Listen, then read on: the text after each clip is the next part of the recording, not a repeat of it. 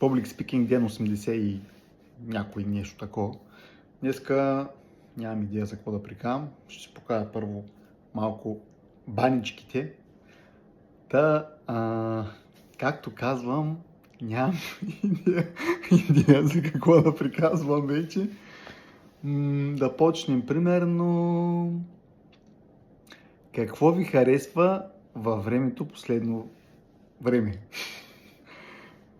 Защото то малко е една идея депресивно, но ако излееш и ако се разходиш и ако се размърдаш малко, то си е супер нормално и естествено. Просто е малко по-хладно, слънцето не се е показало и това на мен лично въобще не ми пречи. И съм свикнал такова малко мрачно време, поради простата причина, че аз преди по принцип не харесвах много дъжд, но при няколко години бях отишъл до Лондон, до любимия ми отбор, също посетих Станфорд Бридж и там 2 дена наспукал дъжд и след като се върнах, вече почна да обичам дъждовно време и почна да му се кефя много, даже обичам да се разхождам на дъжд, което е още по-странно за някои хора, но мен много ме кефи като вали дъжд във Варна. Пак то последно време има доста често.